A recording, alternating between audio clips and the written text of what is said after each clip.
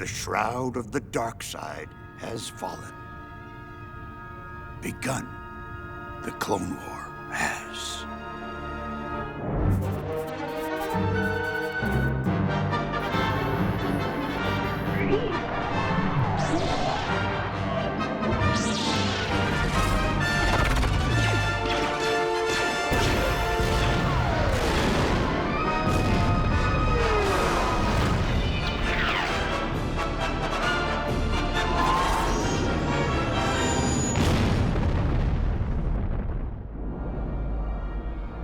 The Clone Wars are a major event in the history of the Star Wars universe. And obviously because it's a war, there's a lot of action and a lot of adventure and a lot of things going on.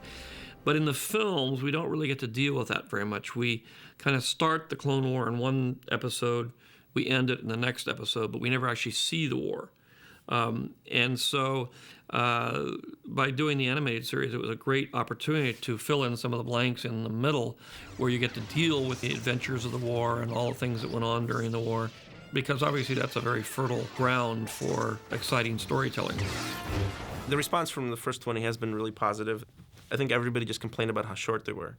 I got a phone call that George wanted to talk to me, and they had this idea because they wanted to do more, but he wanted it to tie in directly into episode 3. It seemed like an honor. You know, he enjoyed the first batch enough to want to be like, hey, let's do some more. And not only that, let's want you guys animate the opening scroll, basically. We're like, woohoo! That's one of the great things about these. They're 12-minute episodes, and wow, we could fit 4 times, obviously, as much information. And plus, it directly ties into the third movie, which makes it even more captivating because it's more of a story rather than just episodes of war.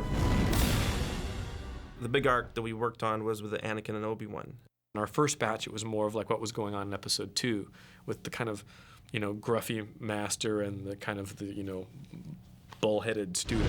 You're supposed to be in space leading our forces. It's under control. Under control? I don't think so. Your place. So we really wanted to show that there was a transfer of that, that the relationship had become something a bit different. That those elements could still be there under the surface, but for the most part, they're chums, they're pals. And so if you like the first ones, these will be even stronger, because now we still have huge amounts of action, but we've got those little slower parts where you can have some great character relationships. So it may start off like this, really thumbnails, totally. Initially when we first started, we talked a lot about style and how's this going to translate into animation. But I'm definitely a very true fan of 2D traditional animation, from Disney through Warner Brothers, through the Fleshers, through everything. All the history that's established animation as an art form. And so it was kind of important to us to create a style where it spoke true of Star Wars and related to it, but it also had its own visual point of view.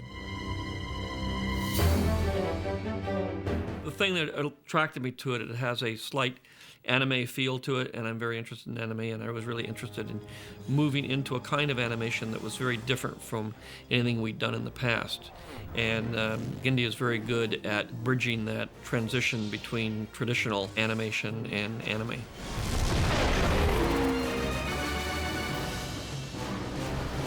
So here we are at Cartoon Network, and this is where we make Star Wars, Clone Wars. And as you can see, my room is a little messy, but I never have a chance to catch up and clean up. So the process that we're doing with the Clone Wars, the second chapter, is we're doing these kind of small thumbnails for storyboards. And this is actually some of the choreography. There's like 30, 40, 50 poses for like 5 seconds. Because when we do fights, we have to really do the choreography. And then what we'll do with this is we scan them into the computer, and then myself and a few other people will draw them actually on model. So here, if you can hear, so here, as you can see, here's the rough sketch that's blown up, and here we have our fielding. So that's kind of the pose I want to draw, and then so I'll draw the pose, sometimes in different layers to come in. And then here underneath is I've got my whole storyboard of all the fight poses. So here we have Paul Rudish who's the art director, and Paul's doing the same thing that I was showing you, except he's still drawing with a pencil and paper. Having the opportunity to be involved with the whole Star Wars saga, it's been really cool to actually explore the Clone Wars. Me and my friend Mike Tweed be playing with our action figures and down in the basement and just, dreaming about what were the Clone Wars all about. And then having an opportunity to make some of that gel is really awesome. It's fun that there's so many different little mediums that explore Star Wars and making it a larger universe, and just on a nerd level, it'll be cool to go, yeah, my cartoon connects to that movie. Now you get to go see the movie and then find out how my cartoon ended. Pretty amazing. One of the most important elements of Star Wars is all the flybys and how the ships go. And to do that hand-drawn would be very difficult. So that's kind of the only way the computer was involved, is by doing the animation on the ships. This is really my favorite part of the process, where we start seeing things coming together, and from those rough little thumbnails and even our ideas to this final process. And then once you add sound and music, it'll be even so much more spectacular.